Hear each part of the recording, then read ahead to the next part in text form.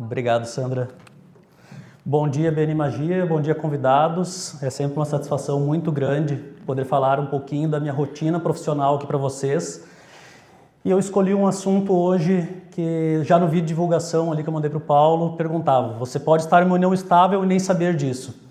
Porque eu sinto que há muitas dúvidas na prática entre quando caracteriza um casamento e quando caracteriza uma união estável. E isso é muito importante, não só para saber na prática quando ocorre um ou outro instituto, mas principalmente quando ocorre um divórcio, quando ocorre um inventário ou qualquer outra situação, é de extrema importância que nós saibamos qual a situação jurídica se enquadra aquela pessoa.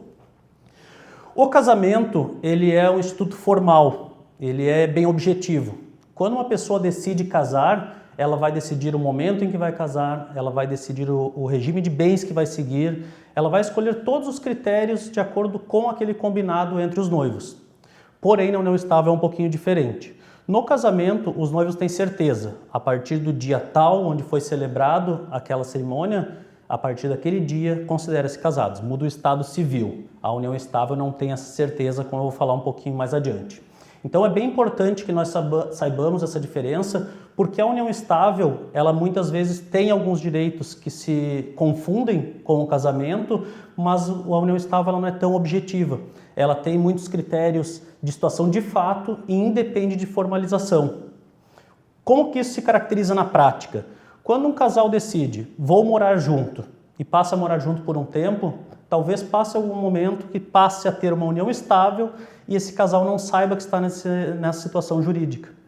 Isso talvez possa não fazer muita diferença durante o relacionamento ou enquanto esse casal está ciente desse fato, mas quando ocorre o divórcio, como que esse casal vai saber a partir de que momento ocorre a divisão patrimonial, a partir de que momento esse casal passou a ter uma comunhão jurídica e não mais um relacionamento que não interfere patrimonialmente.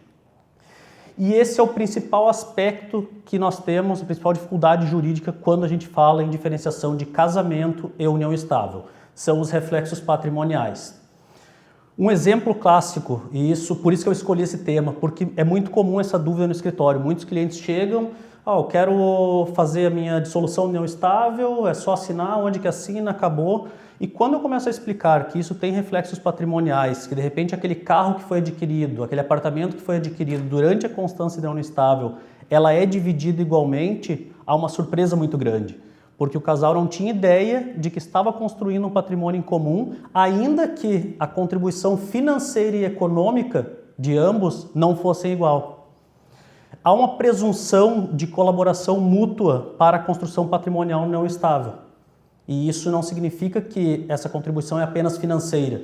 Significa que todo o relacionamento está sendo construído para ter um reflexo patrimonial. E aí é que surge a diferença. Quando a gente dá um exemplo, aqui todos são empresários, então acho que fica mais claro para vocês.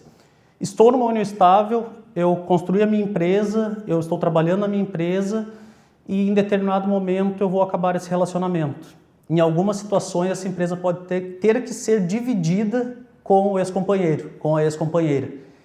E normalmente a pessoa só sabe disso quando aconteceu o término do relacionamento. E que aí obviamente é um momento muito mais difícil de discutir isso. É o momento em que os ânimos já estão mais exaltados, mentalmente as pessoas já estão mais prejudicadas, emocionalmente há um abalo muito grande, e aí discutir isso, a partir de que dia iniciou a união estável, para ter esse reflexo patrimonial, causa uma dificuldade muito grande. Se tu és casado, terminou o relacionamento, entrou com o divórcio, nós temos uma data exata, é algo muito objetivo. Começou no dia X, terminou no dia X. O que construiu nesse período foi esse patrimônio, esse regime de bens é dividido igualmente. Mas uma união estável, onde a gente não sabe exatamente, foi o dia que deu o primeiro beijo, foi o dia que levou para conhecer a família, foi o dia que foi morar junto, foi o dia que fez a primeira viagem lá que comprou com a Lelê. Quando que inicia essa união estável? Não existe uma resposta objetiva para isso. E isso pode trazer consequências muito sérias, porque às vezes a pessoa acha que está construindo um patrimônio e está pensando num futuro de uma forma, e quando ocorre o divórcio, a dissolução não estável, tem uma surpresa muito grande, porque não tem essa objetividade como existe no casamento. E isso traz uma preocupação grande que muitas vezes não é tão fácil de solucionar. Então, sempre é importante ter o acompanhamento de um advogado especialista nessa área para que possa dizer exatamente quais são os direitos, quais são os deveres, para que nenhum dos ex-companheiros ou ex-cônjuges tenha algum prejuízo com isso. Porque se isso é aquela história do que o combinado nunca sai caro, se a pessoa combinou, formalizou, eu não quero me casar, eu quero ter uma união estável, é possível, mas é possível fazer uma escritura pública determinando quando iniciou essa união estável, é possível escolher o regime de bens, mas tudo através de uma formalização em cartório. Isso não acontece de forma automática. Então isso é bem importante porque a surpresa eu acho que é o principal problema dessa diferenciação de união estável e casamento. Quando o casal sabe aquilo que está construindo e o que vai ser dividido, isso traz uma segurança jurídica, traz uma tranquilidade muito grande. Pensemos nesse exemplo que eu dei há pouco falando sobre uma empresa. De repente uma empresa está muito bem estruturada, mas apenas um dos companheiros toca essa empresa. Em um determinado momento acaba o relacionamento e isso pode gerar até mesmo o encerramento das atividades dessa empresa porque não houve uma prévia preocupação como ocorreria essa divisão patrimonial.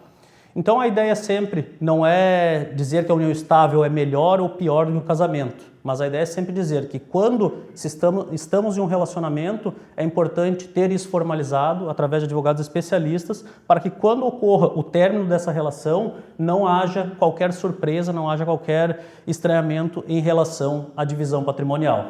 Pessoal, agradeço muito de falar um pouco sobre minha rotina profissional aqui. É sempre um prazer poder falar para todos vocês sobre a minha atuação enquanto advogado de direito de família. Muito obrigado.